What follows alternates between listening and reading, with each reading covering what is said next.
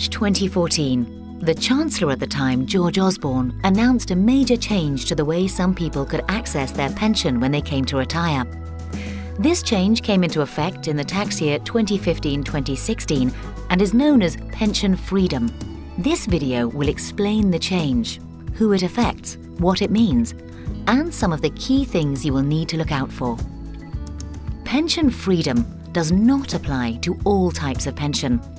We're only really talking private pensions, where you and/or your employer saved up a pot of cash for retirement. These are known as defined contribution or money purchase pensions.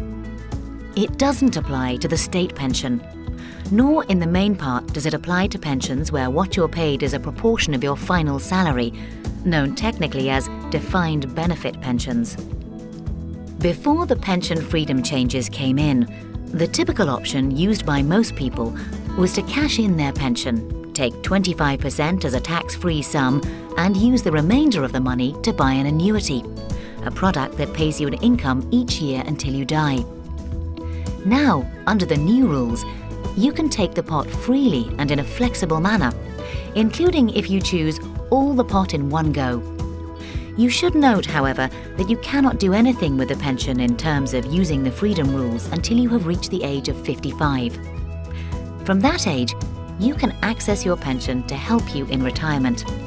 This includes withdrawing all the money in one go. However, this is rarely a good idea. First off, the new rules still only allow 25% of the pot to be taken as a tax-free sum. That means, should you take all the pot in one go, 75% will be taxed and at your highest rate of income tax.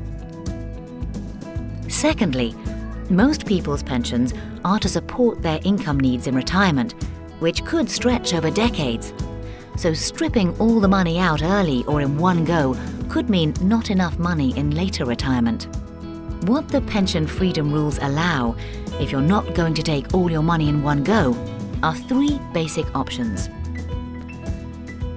Option 1 is to leave it invested in your pension for when you need it. It's important to understand in this case, whenever you withdraw sums, you get 25% of each lump sum you withdraw tax-free.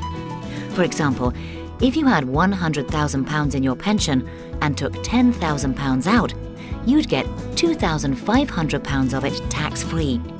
The rest would be taxed at your income tax rate in the year you make the withdrawal. Option 2 is to take 25% tax-free, then buy a flexible income drawdown product. This is a product you buy that keeps the rest invested so it can still hopefully grow, but you can also use it to take income when needed. The tax here is different. You get the first 25% you withdraw tax-free, and then the rest is taxed when you take it, which could be useful if you're likely to be in a lower tax bracket once you're older. Option 3, which is the same as the main option before pension freedom rules were introduced, is to take 25% tax-free, then buy an annuity.